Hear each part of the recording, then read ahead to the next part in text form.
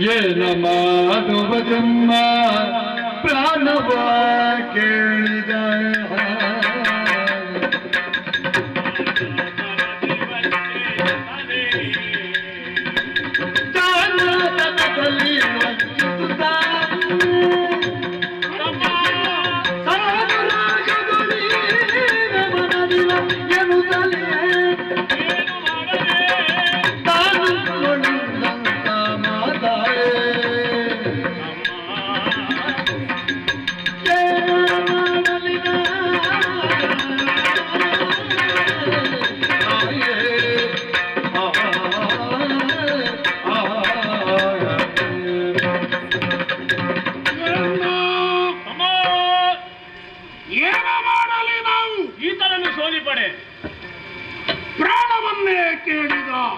ಹೇಗೆ ಕೊಟ್ಟ ಮಾತಿನಂತೆ ಪ್ರಾಣ ಕೊಡದೇ ಇದ್ರೆ ಉಳಿದದ್ದು ಏನೂ ಇಲ್ಲ.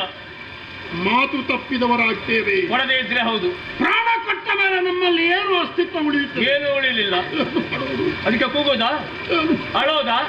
ಹೇಳ ಮೇಲೆ ಅಳೋದಂತೆ ಸುಂಬ್ರ ಹಾಗೆ ಹೇಳೋ. ನಿನಗೆ ವಿಷಯವೇ ಗೊತ್ತಿಲ್ಲ.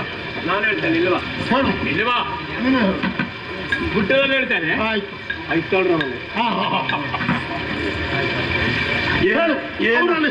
ಬೆಸಗಂಬ ಅಂತಾನೆ ಇರುವರು ಏನು ತೀರ್ಮಾನ ಮಾಡಿ ನಾವೊಂದು ತೀರ್ಮಾನಕ್ಕೆ ಬಂದಿದ್ದೇವೆ. ಆಯ್ತಲ್ರ? ಹೌದು.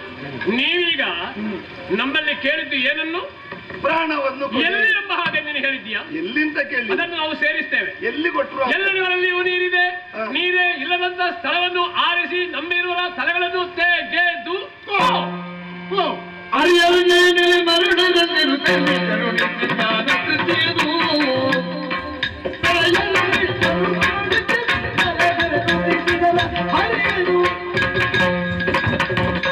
ಹರಿಹರನ್ನೆಯ ನೆಲ ಈ ಮರುಳರು ಕೇವಲ ನನ್ನನ್ನು ವಂಚಿಸಿ ಪ್ರಾಣವನ್ನು ಉಳಿಸಿಕೊಳ್ಳಬಹುದೆಂಬ ಹಾಗೆ ತೀರ್ಮಾನ ಮಾಡಿದ್ದಾರೆ. ಹಾಗಿದ್ರೆ ನಾನು ಯಾರು, ಅವರು ಯಾರು, ನನಗೂ ಅವರಿಗೂ ಇರುವಂತಹ ಸಂಬಂಧ ಏನು, ಇದನ್ನು ಅವರು ಅರ್ಥ ಮಾಡಿಕೊಳ್ಳಬೇಕಿದ್ರೆ ಅವರಿಗೆ ಸುಜ್ಞಾನವನ್ನು ನೀಡುವ ಜೊತೆಗೆ ನಾನು ಯಾರು ಅಂತ ಅರ್ಥವಾಗಬೇಕಿದ್ರೆ ವಿರಾಟ್ ಸ್ವರೂಪವನ್ನು ತಾಳಬೇಕು.